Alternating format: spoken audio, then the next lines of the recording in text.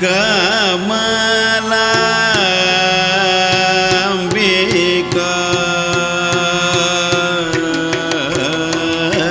ಸ್ತವ ಭಕ್ತೋ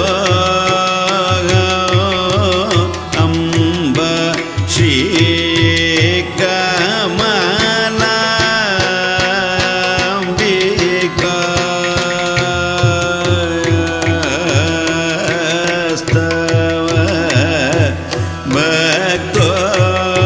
ಏರಿಕೆ ಹೇಳಿದ್ದೇವೆ. ಆ ಸರಸ್ವತಿ ಮುಗ್ಧಳು 1,00,000 ಹೂವಿನಿಂದ ದೇವರನ್ನು ಪೂಜೆ ಮಾಡ್ತೇನೆ, ನನಗೆ ಒಳ್ಳೆ ಸಂತಾನವಾದರೆ ಅದು ಕೂಡ ಭಗವದ್ಭಕ್ತ ಕುಲೋದ್ಧಾರಕ ಪುತ್ರ ಜನಿಸಬೇಕು. ಕುಲಂ ಪವಿತ್ರಂ ಜನನೀ ಕೃತಾರ್ಥ, ಅಂಥ ಮಕ್ಕಳನ್ನು ಪಡೆಯಬೇಕು ಅಂತ ಭಗವಂತನ ಬೇಡಿದ್ಲು. ಹೇಳುವಾಗ ಲಕ್ಷಾಭರಣ ಸೇವೆ ಮಾಡ್ತೇನೆ ಅಂತಂದುಬಿಟ್ಲು. ಒಂದಾಭರಣವೂ ಜನ್ಮದಲ್ಲಿ ಕಂಡಿಲ್ಲ ಪಾಪ. ನೂಲಿನಲ್ಲಿ ಪೋಣಿಸಿ ಹಾಕ್ಕೊಂಡು ಕರಿಮಣಿ ಕತ್ತರಲ್ಲಿರೋದು. ಆಮೇಲೆ ಯಾರೋ ಹೇಳಿದರು, ಸರಸ್ವತಿ ಎಲ್ಲಾದರೂ ಉಂಟೇನೆ, ಲಕ್ಷಾಭರಣ ಅಂದರೆ ನಿನ್ನ ಸಾಧ್ಯವೇ ಅದು? ಹರಕೆ ಹೇಳಿದೆಯಲ್ಲ. ನಂಗೆ ಗೊತ್ತಿರಲಿಲ್ಲ, ಹೇಳಿಬಿಟ್ಟೆ. ಗಂಡನಲ್ಲಿ ಹೇಳ್ತಾಳೆ, ನಾನು ಹೀಗೆ ದೇವ್ರ ಮುಂದೆ ಹೇಳಿದ್ದೇನೆ, ಲೋಕೋದ್ಧಾರಕ ಪುತ್ರನನ್ನು ಕೊಟ್ಟರೆ ಲಕ್ಷಾಭರಣ ಸೇವೆ ಮಾಡ್ತೇನೆ ಅಂತ ಹೇಳಿದ್ದೇನೆ. ನಂಗೆ ಗೊತ್ತಿರಲಿಲ್ಲ, ನನ್ನ ಮನಸ್ಸಿನಲ್ಲಿ 1,00,000 ಹೂ ಸಮರ್ಪಣೆ ಮಾಡೋದು ಅಂತ ಇಷ್ಟೇ ಇತ್ತು. ಪುಷ್ಪಕಾಸಾರ ಇದು ವನ, ಎಷ್ಟೇ ಹೂಗಳುಂಟು. ಗಂಡ ಸಮಾಧಾನ ಪಡಿಸಿದ. ನಮ್ಮಲ್ಲಿ ಏನಿದೆ ಏನಿಲ್ಲ ಪರಮಾತ್ಮನಿಗೆ ಗೊತ್ತಿದೆ. ಈ ಜೀವಿತ ವಿಕಸಿತ ಕುಸುಮವೂ ಭಗವಂತನಿಗೆ ಸಮರ್ಪಿತವಾಗಬೇಕಾದ್ದು, ಚಿಂತೆ ಮಾಡಬೇಡ ಅಂತ ನೋಡಿ. ಒಬ್ಬ ಜ್ಞಾನಿಗಳು ಹರಕೆ ಹೊರುವಾಗ ತಪ್ಪಾದರೂ ಕೂಡ ಅದಕ್ಕೆ ಇನ್ನೊಂದು ಮಾರ್ಗದಿಂದ, ಸರಳವಾದ ಮಾರ್ಗದಲ್ಲಿ ಮುಂದಕ್ಕೆ ಹೋಗ್ತಾರೆ. ಬನಾದೋ ಬುದ್ಧಿಹೀನ ಭಗವಾನ್, ತರ್ಕ ಶಕ್ತಿ ಸಾರಿ ಹರಲೋ ಕರೋ ಸರಳತಾ ದಾನ. ಒಬ್ಬ ಭಗವದ್ಭಕ್ತ ಕೇಳ್ತಾನೆ, ಉತ್ತರ ದೇಶದವ, ಬನಾದೋ ಬುದ್ಧಿಹೀನ ಭಗವಾನ್, ಹೇ ಪ್ರಭೋ ನಿನ್ನ ಮುಂದೆ ಬರುವಾಗ ನನ್ನ ಬುದ್ಧಿ ಕಳಚಿ ಬಿಡಲಿ. ಕರೋ ಸರಳತಾ ದಾನ, ಮಗು ತಾಯಿ ಹತ್ರ ಬಡಿಸುವಾಗ ಸರಳವಾಗಿ ಬರ್ತದೋ ಹಾಗೆ ನನಗೆ ಕೊಡು ಅಂತ. ನಾವಲ್ಲೂ ಬಹಳ ಬುದ್ಧಿವಂತರೆನಿಸ್ತೇವೆ. ಹೆಂಡತಿ ಗಂಡನಿಗೆ ಹೇಳಿದ್ಲು, ಈ ದೇವರಿಗೆ ಹರಕೆ ಹೊತ್ತರೆ ಗಂಡು ಮಕ್ಕಳೇ ಹುಟ್ಟೋದಂತೆ, ನಮಗೆ ಮಕ್ಕಳಿಲ್ವಲ್ಲ, ಒಂದು ಹರಕೆ ಹೇಳಿ ಅಂತ. ಊರಿನ ಜನ ಎಲ್ಲ ಸೇರಿದರು. 4 ಜನರಿಗೆ ಕೇಳಿಸ್ಬೇಕಲ್ಲ, ಬರೀ ದೇವರೊಳಗೆ ಸಂಬಂಧ ಇದ್ದರೆ ನಾಳೆ ದೇವರು ಅಲ್ಲ ಅಂದ್ಬಿಟ್ರೆ ಏನು ಮಾಡಲಿ, ಸಾಕ್ಷಿ ಬೇಕು ಅದಕ್ಕೆ ಜನರ ಮುಂದೆ ಎಲ್ಲರೂ ಕೇಳುವ ಹೇಳಿದ, ದೇವ ಮುಂದಿನ ವರ್ಷ ಗಂಡು ಮಗು ತೊಟ್ಟಿದ ಸಹಿತ ನಿನ್ನ ದರ್ಶನ ಮಾಡೋ ಭಾಗ್ಯ ಕೊಡ್ತೀಯಾದರೆ ನಿನಗೆ ಚಿನ್ನದ ಕಿರೀಟ ಹೋಗು ಅಂದ. ಕಿರೀಟ ಅಂದ ಹೋಗೋದು ತಕ್ಷಣ. ಸುತ್ತಮುತ್ತಲಿದ್ದವ್ರಿಗೆ ಭಾಳ ಸಂತೋಷ ಆಯಿತು. ನಮ್ಮ ದೇವರಿಗೂ ಅದೃಷ್ಟ ಖುಲಾಯಿಸಿದ್ರು, ನೋಡಪ್ಪ ಚಿನ್ನದ ಕಿರೀಟ ಬರ್ತದಂತೆ ಏಕ ಪ್ರಕಾರ. ಎಲ್ಲರೂ ಇವನ್ನ ನೋಡ್ತಾ ಇರುವಂತೆ ಹೆಂಡತಿ ಮೆಲ್ಲ ಕಿವಿಯಲ್ಲಿ ಹೇಳಿದ್ಲು, ಏನ್ರಿ ಬುದ್ಧಿ ಇದೆಯಾ ನಿಮಗೆ? ನನ್ನ ಮದುವೆ ಮಾಡಿಕೊಂಡು 25 ವರ್ಷ ಆಯಿತು, ಒಂದು ಚಿನ್ನದ ಚೂರು ನನಗೆ ಮಾಡಿ ಹಾಕೋದು ನಿಮ್ಮ ಹಣೆಯಲ್ಲಿ ಬರೆದಿಲ್ಲ. ದೇವರಿಗೆ ಚಿನ್ನದ ಕಿರೀಟ ಅಂದ್ರಲ್ಲ, ಚಿನ್ನದ ಬೆಲೆಗಿಲೆ ಕೇಳಿದ್ದೀರೋ? ಇವನಿಂದ ನಿಮಗೆ ಹೆಣ್ಣು ಮಕ್ಕಳಿಗೆ ಬುದ್ಧಿ ಇಲ್ಲ, ಗಂಡು ಮಗು ಹುಟ್ಟಲಿ ಏನು ಮಾಡಬೇಕು ಅಂತ ಆಮೇಲೆ ಗೊತ್ತಿದೆ. ಯಥಾಶಕ್ತಿ ಭಕ್ತಿ ಅಂತೊಂದಿದೆ. ಚಿನ್ನದ ಕಿರೀಟವೇ ಇಡಬೇಕು ಅಂತಿಲ್ಲ, ತಲೆ ಮುಚ್ಚೋದಲ್ವೇ ಒಂದು ಟೋಪಿ ಇಟ್ಟರೆ ಆಯಿತು, ಅಷ್ಟೇ ಮುಗಿಯಿತು. ಈ ತುಂಬ ಹರಕೆ ಹೇಳುವವರು ಕೊನೆಗೆ ದೇವರಿಗೆ ಟೋಪಿ ಹಾಕೋರು ಅಂತ ಅರ್ಥ. ಭಗವಂತನಿಂದ ಏನು ಬೇಕಾದ, ಪರಿಪೂರ್ಣನಾದ ಅವನಲ್ಲಿ ಏನು ಬೇಕಾದಿಲ್ಲ, ಅವನಲ್ಲಿ ಸರಳವಾಗಿ ಅಷ್ಟೇ ಸಾಕು. ಅಲ್ಲಿಯೂ ವಕ್ರತೆ ಕಾಣಿಸ್ಬೇಡ. ಒಪ್ಪಿದರು. 1,00,000 ತುಳಸಿಯನ್ನು ಅರ್ಪಣೆ ಮಾಡೋಣ, ಅಮೂಲ್ಯವಾದದ್ದು. ವಾಗೀಶ ತೀರ್ಥರು ಬಂದಿದ್ದಾರೆ, ಅವರ ಸನ್ನಿಧಾನಕ್ಕೆ ಹೋಗಿ ಸೆರಗೊಟ್ಟಿದರು. ಯತಿಗಳು ತಾವು ತಪಸ್ವಿಗಳು, ನಿಸ್ವಾರ್ಥಿಗಳು. ನಿಮ್ಮ ಪ್ರಾರ್ಥನೆಯನ್ನು ಪರಮಾತ್ಮ ಮಾನ್ಯ ಮಾಡ್ತಾನೆ. ನಮ್ಮಲ್ಲಿ ಕುಲೋದ್ಧಾರಕರಾದಂಥ ಪುತ್ರ ಜನಿಸಬೇಕು ಅಂತ ಆಸೆ. जाचे वंशी धर्म राम सेवा, जाचे वंशी धर्म राम सेवा, त्यांचे वंशी जन्म देगा देवा, त्यांचे वंशी जन्म देगा देवा, जाचे वंशी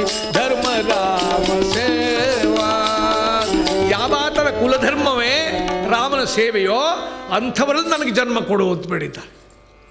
ಜಾಚೇ ವಂಶಿ ಕುಲಧರ್ಮ ರಾಮ ಸೇವಾ ತ್ಯಾಂಚೇ ವಂಶಿ ಮಧು ಧರ್ಮದೇಗ ದೇವ. ನಮ್ಮ ಹಿರಿಯರ ದೃಷ್ಟಿ ಎಷ್ಟು ಪುನೀತ ನೋಡಿ. ಇದೊಂದು ದೃಷ್ಟಾಂತದಿಂದ ಸುಲಭವಾಗಿ ನಮಗೆ ತಿಳಿಯಲಿಕ್ಕಾಗ್ತದೆ. ಒಬ್ಬ ಶ್ರೀಮಂತ ವ್ಯಕ್ತಿ ದಾಸರ ಹತ್ರ ಹೇಳಿದ, ದಾಸರೇ ನನಗೆ 4 ಗಂಡು ಮಕ್ಕಳು, ಏನು ಕೊರತೆ ಇಲ್ಲ. ದಾಸರಿಗೂ ಗೊತ್ತಿತ್ತು ಆ ಗಂಡು ಮಕ್ಕಳ 3 ಜನರಲ್ಲಿ ಒಬ್ಬ ಹೆಂಡ ಕುಡುಕ, ಇನ್ನೊಬ್ಬ ಜುಗಾರಖೋರ ಜೂಜಿನಲ್ಲಿ, ಮತ್ತೊಬ್ಬ 100 ಸ್ತ್ರೀಯರ ಮಾನಗೆಡಿಸಿರ್ತಕ್ಕಂಥವ, ಒಬ್ಬ ಏನೋ ಪುಣ್ಯವಶಾತ್ ಎಲ್ಲವನ್ನು ತ್ಯಜಿಸಿ ತಾನು ಸನ್ಯಾಸ ಸ್ವೀಕಾರ ಮಾಡಿ ಹೊರಟು ಹೋದ. ಈ ಶ್ರೀಮಂತ ಹೇಳ್ತಾನೆ, ದಾಸರೇ 4 ಗಂಡು ಮಕ್ಕಳು, ನಮಗೆ 3 ಮಂದಿ ಚೆನ್ನಾಗಿದ್ದಾರೆ, ಇವರೆಲ್ಲ ಚೆನ್ನಾಗಿದ್ದಾರಂತೆ. ಒಬ್ಬ ನೋಡಿ ಹಾಳಾದವು, ಸನ್ಯಾಸಿ ಆಗಿ ಹೋಗ್ತಾರೆ. ಸನ್ಯಾಸಿಗೆ ಹೋದ ಹಾಳಾಗಿ ಹೋದವರಂತೆ. ಇವರೆಲ್ಲ ಚೆನ್ನಾಗಿದ್ದಾರಂತೆ, ಹೆಣ್ಣು ಕೊಡ್ಕೊಂಡು ಜೂಜುಕೋರು ಚೆನ್ನಾಗಿದ್ದಾರಂತೆ. ನಮ್ಮ ಹಿರಿಯರ ಕಲ್ಪನೆ ಇರಲಿಲ್ಲ. ಯಾವಾತನ ಕುಲಧರ್ಮವೇ ರಾಮನ ಸೇವೆಯೋ ಅಂಥವರ ಕುಲದ ನನಗೆ ಜನ್ಮ ಕೊಡು, ನಾನು ಆ ದೈವಿ ಪರಂಪರೆ ಮುಂದುವರಿಸಬೇಕು. ವಾಗೀಶ ತೀರ್ಥರಲ್ಲಿ ದಂಪತಿಗಳು ಸೆರೆಗೊಟ್ಟಿದ್ರು. ನಿಷ್ಕಾಮಿಗಳಾದ ತಪಸ್ವಿಗಳು ನೀವು, ಲೋಕಹಿತಕ್ಕಾಗಿ ಬೇಡತಕ್ಕಂಥವರು, ಕುಲೋದ್ಧಾರಕನಾದ ಪುತ್ರನನ್ನು ಕರುಣಿಸಬೇಕು. ವಾಗೀಶ ತೀರ್ಥ ಯೋಗಿಗಳು ಈ ದಂಪತಿಗಳ ಸಾತ್ವಿಕತೆ, ಸಂಯಮ, ಸ್ಪಷ್ಟೋಕ್ತಿ, ಸತ್ಯ ಪ್ರತಿಜ್ಞೆ ಇದನ್ನು ಕಂಡು ಹಿರಿಯ ಚೇತನಗಳಿವು ಅಂತ ತಾವು ಭಗವತ್ ಸಂಕಲ್ಪದಂತೆ ಸಂದೇಶದಂತೆ ತಿಳಿದಿದ್ದನ್ನು ಅವರಲ್ಲಿ ತಿಳಿಯಪಡಿಸದೆ, ರಾಮಶರ್ಮ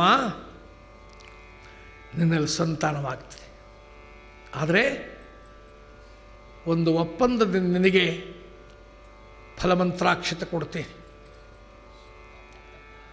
ಭೂವರಾಹ ದೇವರು ನಮ್ಮ ಆರಾಧ್ಯ ದೇವರು, ಆ ಭೂವರಾಹನ ಕಲ್ಪನೆಯಂತೆ ನಿನಗೆ ಕೊಡ್ತಾ ಇದ್ದೇನೆ, ಅವನ ಆಜ್ಞೆಯಂತೆ.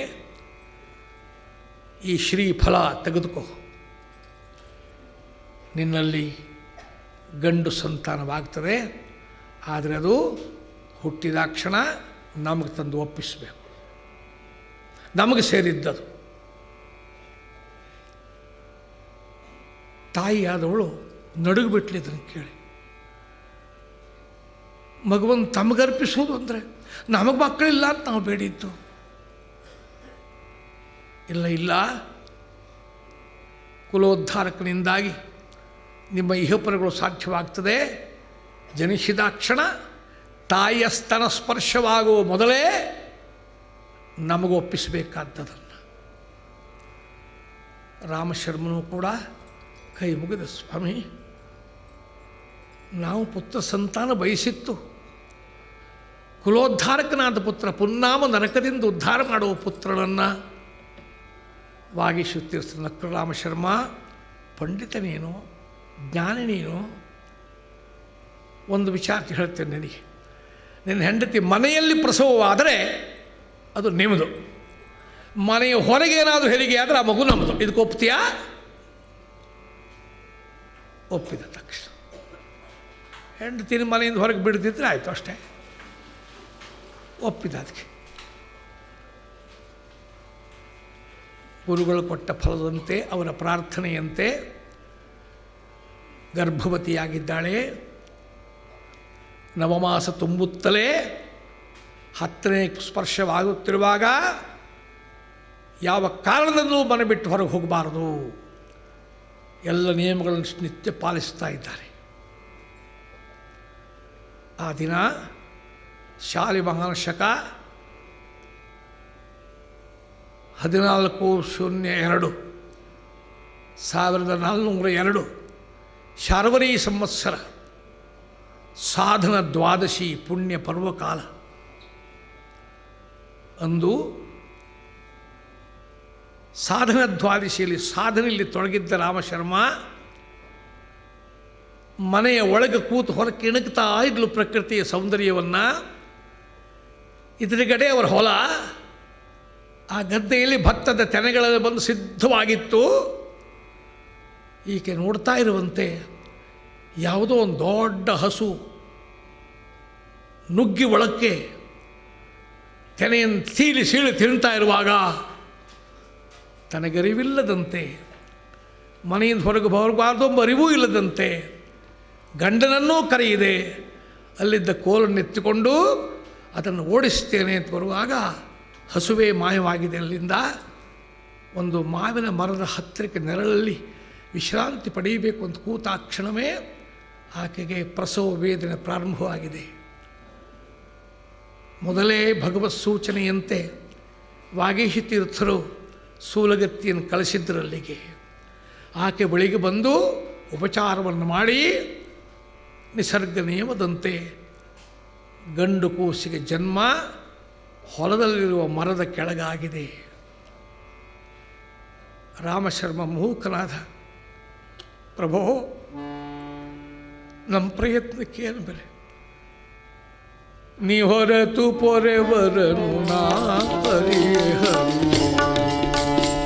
ನೀ ಹೊರತು ಪೊರೆವರನು ನಾ ಹರಿಯೇ ಹರಿ, ಹೊರೆಯ ನೀ ಹೊರತು ಪೊರೆವರನು ನಾ ಹರಿಯೇ ಹರಿ.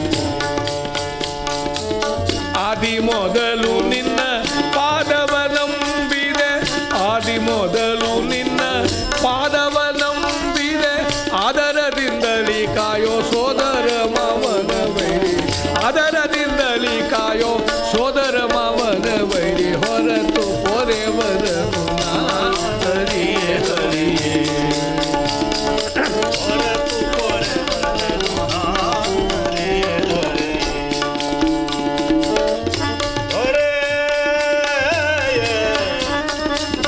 ಆದಿ ಮೊದಲು ನಿನ್ನ ಪಾದವ ನಂಬಿದೆ, ಆದರದಿಂದಲೇ ಕಾಯೋ ಸೋದರ ಮಾವನ ಬಳಿ, ಹೊರತು ಪೊರೆವರನು ನಾ ಹರಿಯೇ ಹರಿಯೇ ಹರಿಯೇ ಹರಿಯೇ ಹರೇ. ಭಗವಂತನ ಶರಣ ಹೋಗಿದ್ದಾರೆ. ಚಿನ್ನದ ಹರಿವಾಣದಲ್ಲಿಟ್ಟ ಕೂಸನ್ನು ಭೂವರಾಹಿನಿಗೆ ನೈವೇದ್ಯವಾದ ಹಾಲನ್ನು ಕೊಡಿಸುತ್ತಾರೆ. ಇತರ ಮಕ್ಕಳಂತಲ್ಲ, ತೇಜೋನ್ವಿತವಾದಂಥ ವಿಶಾಲ ನಯನಗಳು, ಮಹಾಪುರುಷರ ಲಕ್ಷಣವನ್ನೆಲ್ಲ ನೋಡುತ್ತಾರೆ. ಮಗುವಿಗೆ ಭೂವರಾಹ ಅಂತಲೇ ನಾಮಕರಣ ನಡೆಯಿತು. ತಾಯಿಗೆ ಮಗುವನ್ನು ಒಪ್ಪಿಸುವಾಗ ಎಷ್ಟು ದುಃಖವಾಗಬೇಕು. ಆಗ ಹೇಳಿದರು, ಇದಕ್ಕಾಗಿ ಚಿಂತೆ ಮಾಡಬೇಡ ಸರಸ್ವತಿ, ನೀನು ಸನ್ಯಾಸಿಯಾದ ನನಗೆ ದಾನ ಮಾಡಿದ್ಯಲ್ಲ, ಒಂದೆರಡು ಸಂವತ್ಸರ ಕಳೆಯುವ ನಿತರಲ್ಲಿ ಇನ್ನೊಂದು ಪುಣ್ಯ ಜೀವ ನಿನ್ನಲ್ಲಿ ಹುಟ್ಟುತ್ತದೆ. ಚಿಂತೆ ಮಾಡಬೇಡ. ನೀವು ಈ ಭೂವರಾಹನಿಗೆ ಎಲ್ಲ ಸಂಸ್ಕಾರ ನಮ್ಮ ಕೈಯಿಂದ ಆಗಬೇಕು ಅಂತ ಭಗವಂತ ಸಂಕಲ್ಪ ಇದೆ. ನೀವು ಇನ್ನೊಂದು ಮಗು ಹುಟ್ಟುವ ತನಕವೂ ಕೂಡ ಶ್ರೀಮಠದಲ್ಲೇ ಬಂದಿದ್ದು ಬಿಡಿ. ಆದರೆ ಮಗುವಿನ ಕೈಂಕರ್ಯ ನಾನು ಮಾಡಬೇಕು. ಒಬ್ಬ ಯತಿ ಹೇಳ್ತಾರೆ, ಇದು ಆ ಮಗುವಿನ ಸೇವೆ ನಾನು ಮಾಡಬೇಕಾದ್ದು, ಭೂವರಾಹನ ನೈವೇದ್ಯವೇ ಸ್ವೀಕಾರ ಮಾಡಬೇಕಾದದ್ದು. ಮಾತಾಪಿತೃಗಳು ನಮ್ಮ ಕಣ್ಣು ಮುಂದೆ ಆ ದಿವ್ಯ ಚೇತನವು ಪ್ರಕಟವಾಗ್ತದಲ್ಲ, ಅದು ಮಹಾಭಾಗ್ಯ. ಯೋಗಿಗಳು ಯತಿಗಳು ಇದನ್ನು ಕೇಳಿದ್ದಾರೆ, ಸಂತೋಷಪಟ್ಟು ಆ ಮಗುವಿನ ಜೊತೆಗೆ ಮಾತಾಪಿತೃಗಳು ಉಡುಪಿಯ ಶ್ರೀಮಠಕ್ಕೆ, ಈಗ ಸೋದೆ ಮಠ ಅಂತ ಕರೆಯಲ್ಪಡುತ್ತದೆ, ಅಲ್ಲಿ ಬಂದು ಅಹೋರಾತ್ರಿ ಚಿಂತನೆಯಲ್ಲಿ ಮಗ್ನರಾಗ್ತಾರೆ. ಆ ಪುಣ್ಯ ಚೇತನ ದೇಹ ಮಾತ್ರ ಪಡ್ಕೊಂಡು ಬಂದಿದೆ, ಅದು ಒಳಗಿರ್ತಕ್ಕಂಥ ಚೇತನವೇ ರುಜುಗಣ ಪದಸ್ಥವಾಗಿರ್ತಕ್ಕಂಥ ಲಾತವ್ಯ ರುಜು ಪದಸ್ಥ. ತನ್ನ ದಿವ್ಯ ಮಹಿಮೆಗಳಿಂದ ಋಷಿ ಮನೀಷಿಗಳನ್ನು ಕೂಡ ತನ್ನೆಡೆಗೆ ಆಕರ್ಷಿಸುತ್ತದೆ. ಈ ಜನನವಾದ ಸ್ಥಳವೇ ಪುಷ್ಪಕಾಸಾರ, ವಿಶ್ವಂಭರನಾಮಕನಾದ ಗಜಮುಖನ ಗಣಪತಿಯ ಸ್ಥಾನ, ಭೀಮಸೇನ ದೇವರು ದುಷ್ಟ ಕುಂಭಾಸುರನ ಕೊಂದಂಥ ಸ್ಥಳ, ಗೌತಮರಿಗೆ ಒಲಿದು ಬಂದಂಥ ಗಂಗಾ ಇರತಕ್ಕಂಥ ಪವಿತ್ರವಾದಂಥ ಸ್ಥಳದಲ್ಲಿ ಮಹಾಪುರುಷರ ಅವತಾರವಾಗ್ತದೆ. 8ನೇ ವರ್ಷದಲ್ಲಿ ಸನ್ಯಾಸ ದೀಕ್ಷೆಯನ್ನು ಮಗುವಿಗೆ ಕೊಟ್ಟು ತತ್ವವಾದವನ್ನು ಲೋಕಕ್ಕೆ ತಿಳಿಸುವನಾದ್ದರಿಂದ ನೀನು ವಾದಿರಾಜ ಅಂತ ಯತಿನಾಮ ಸಂಕೀರ್ತನೆ ಆಗ್ತದೆ. ಮಹಾಪುರುಷ ಚರಿತ್ರೆ ಶಾಬ್ದಿಕವಾಗಿ ಮಾತ್ರ ವರ್ಣನೆ ಮಾಡಬಹುದು ಅಷ್ಟೇ. ಅದರ ಒಳಗಿರುವ ಅನುಭವಗಳೇನುಂಟೋ ಅದು ಅವ್ರ ಲೋಕ ಕೊಟ್ಟಂಥ ಕೊಡುಗೆ ಅಂತ ತಿಳಿಲಿಕ್ಕಾಗ್ತದೆ.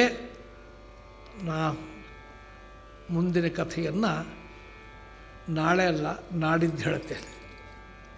ನಾಳೆ ಒಂದು ಪೂರ್ವಭಾವಿಯಾಗಿ ನನ್ನನ್ನು ಶ್ರೀ ಪದ್ಮನಾಭನವರು ಒಂದು ದಿವಸಕ್ಕೆ ಅನುಕೂಲ ಮಾಡಿಕೊಟ್ಟಿದ್ದಾರೆ.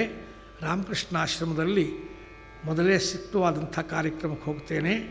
ನಾಳೆಯ ಇಲ್ಲಿಯ ಕಾರ್ಯಕ್ರಮವನ್ನು ಇದರ ರೂವಾರಿಗಳಾದಂಥ ಆರಕೆ ಪದ್ಮನಾಭದಾಸರು ನಾಳೆ ಹರಿಕತೆ ನಡೆಸ್ಕೊಡ್ಬೇಕು ಅಂತ ಕೇಳ್ತೇನೆ.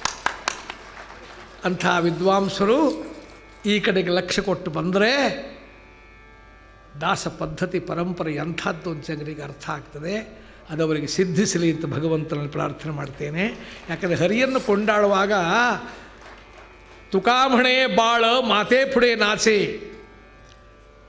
ದೇವರ ಕಥೆ ಮಾಡೋದು ಹರಿಕಥೆ ಮಾಡುವುದು ಅಂದರೆ ಚಿಕ್ಕ ಮಗು ತಾಯಿ ಮುಂದೆ ಕುಣಿದ ಹಾಗೆ ಅಂತ. ಆ ತಾಯಿಯನ್ನು ಕಂಡಾಕ್ಷಣ ಮಗು ನೋಡಿ ಅಮ್ಮ ಬಂದು ಕುಣಿಯುವಾಗ ಏನು ಸ್ವರ ಜತಿ ತಾಳ ಮತ್ತೊಂದು ಮಗು ನೋಡ್ತೀಯನೇನು. ಆ ದಿವ್ಯ ಪ್ರೇಮದಿಂದ ಭಗವಂತನ ಕೊಂಡಾಡ್ತಕ್ಕಂಥದ್ದು, ಅದು ನಾದೋಪಾಸನೆ ಮಾಡ್ತಕ್ಕಂಥ ವೈದಿಕ ಜ್ಞಾನವುಳ್ಳ ವೇದೋಪಾಸಕರಾಗಿರ್ತಕ್ಕಂಥ ಆರ್ಕೆ ಪದ್ಮನಾಭರು ಸಿದ್ಧಿಸಲಿ ಅಂತ ಭಗವಂತನ ಪ್ರಾರ್ಥನೆ ಮಾಡ್ತೇನೆ. ನಾಡಿದ್ದು ಮತ್ತೆ ವಾದರಾಜ ಚರಿತ್ರೆ ಮುಂದುವರಿಸ್ತೇನೆ. ಶುಭಂ ಭೂಯಃ. ಇಂದಿನ ದಿನವೇ ಶುಭ ದಿನವೂ, ಇಂದಿನ ವಾರ ಶುಭವಾರ, ಇಂದಿನ ತಾರೆ ಶುಭ ತಾರೆ, ಇಂದಿನ ಕರ್ಣ ಶುಭ ಕರ್ಣ, ಇಂದಿನ ಯೋಗ ಶುಭ ಯೋಗ, ಇಂದಿನ ಲಗ್ನ ಶುಭ ಲಗ್ನ, ಇಂದು ಪುರಂದರ ವಿಠ್ಠಲರಾಯನ ಸಂದರುಶನ ಫಲವೇ ಮಗಾಯಿತು, ಸಂದರುಶನ ಫಲವೇ ಮಗ. ಶಾಂತಿ ಶಾಂತಿ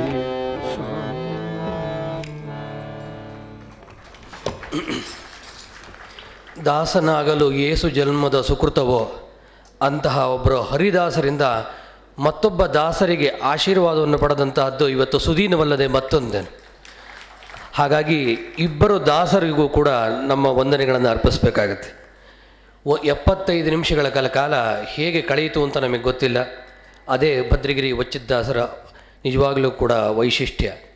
ತತ್ವ ವೇದಾಂತವಿರ್ಬೋದು, ಸಮಾಜದ ಅಂಕುಡೊಂಕು ತಿದ್ದಬಹುದು, ಇವೆಲ್ಲವನ್ನು ಕೂಡ ಈ ಹರಿಕಥಾ ಅಮೃತ ಸಾರದ ಮೂಲಕ ನಮಗೆ ಆ ದಿವ್ಯ ವಾಣಿಯನ್ನು ಸಲ್ಲಿಸಿರ್ತಕ್ಕಂಥ ಭದ್ರಗಿರಿ ಅಚ್ಯುತದಾಸರವರಿಗೆ ತಮ್ಮೆಲ್ಲರ ಪರವಾಗಿ ಕೃತಜ್ಞತಾಪೂರ್ವಕವನ್ನು. ಅವರು ಒಂದು ಮಾತನ್ನು ಹೇಳಿದ್ರು, ಬುದ್ಧಿಯು ತನುಮನವನ್ನು ತಿದ್ದಿಕೊಳ್ಳಬೇಕು ಅಂತ. ಬಹುಶಃ ನಿಮ್ಮ ಅಪ್ಪಣೆ ಇದ್ದರೆ ಇನ್ನೊಂದು ಹೇಳ್ಬೋದು, ಅಂತಹ ಬುದ್ಧಿಯನ್ನು ತಿದ್ದಿಕೊಳ್ಳಲು ಕೇಳಬೇಕು ಅಚ್ಯುತದಾಸರ ಹರಿಕಥಾಮೃತವನ್ನು ನೆನೆಗು ಅಂತ. ಅಂಥ ಹರಿಕಥೆಯನ್ನು ನೀಡಬಲ್ಲಂಥ ಹಿರಿಯ ಚೇತನ ಅವರು. ಕತೆ ಎಲ್ರಿಗೂ ಗೊತ್ತಿರುತ್ತೆ, ಆದರೆ ಆ ಒಂದೊಂದು ಕಥೆಯ ಒಂದೊಂದು ವಾಕ್ಯದಲ್ಲೂ ಅಡಗಿರ್ತಕ್ಕಂಥ ವೇದಾಂತ ತತ್ವವನ್ನು ಆ ದರ್ಶನ ಮಾಡ್ತಕ್ಕಂಥ ವಿಶಿಷ್ಟ ಕೌಶಲ್ಯವನ್ನು 60 ಸಂವತ್ಸರಗಳಂದು ಹೊಂದಿರತಕ್ಕಂಥ ಪರಮ ಪೂಜ್ಯ ಅಚ್ಯುತದಾಸರಿಗಲ್ಲದೆ ಮತ್ತಾರಿಗೆ ಅಂತಹ ಅನಗ್ರತ್ನ ಸಾಧ್ಯವಾಗಿತ್ತು. ಅವರಿಗೆ ನಮ್ಮ ಕೃತಜ್ಞತೆಗಳನ್ನು ಅರ್ಪಿಸ್ತಾ ಇದ್ದೇವೆ. ಅವರ ಈ ಕಾರ್ಯಕ್ರಮದಲ್ಲಿ ಕಾಮತ್ ದ್ವಯರಿಬ್ಬರು ಕೂಡ ಹಾರ್ಮೋನಿಯಂ ಮತ್ತು ತಬಲವಾದನ ನೀಡಿದ್ದಕ್ಕಾಗಿ ಅವರಿಗೂ ಮತ್ತು ಅವರಿಗೆ ಸಹಕರಿಸಿದ್ದಂತಹ ಸರ್ವೋತ್ತಮ್ ಪೈ ಅವರಿಗೂ ಕೂಡ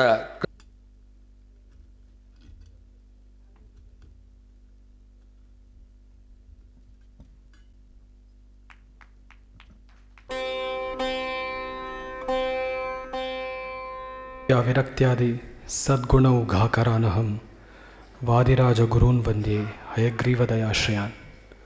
Good evening all.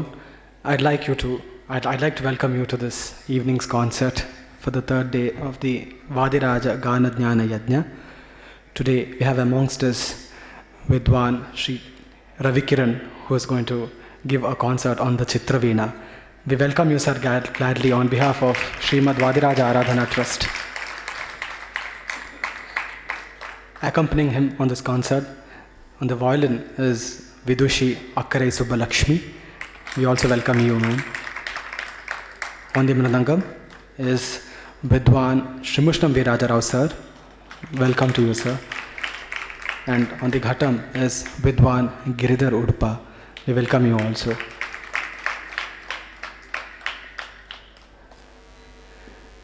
We're looking forward for a great concert from you, sir. Thank you.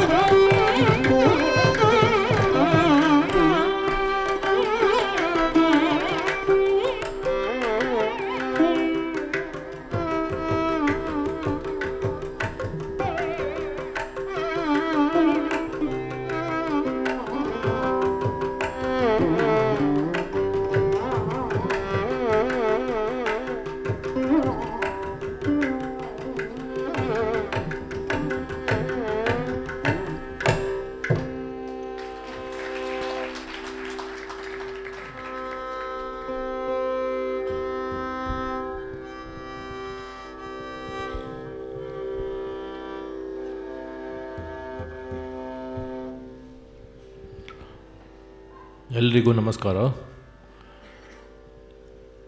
ಇವಾಗ ನಾನು ನುಡಿಸಿದ್ದ ವರ್ಣಂ ಕೇದಾರಗೌಡ ರಾಗದಲ್ಲಿ ತಿರುವಟ್ರಿಯೂರ್ ತ್ಯಾಗಯ್ಯರ್ ರಚನೆ ಆದಿತಾಳ.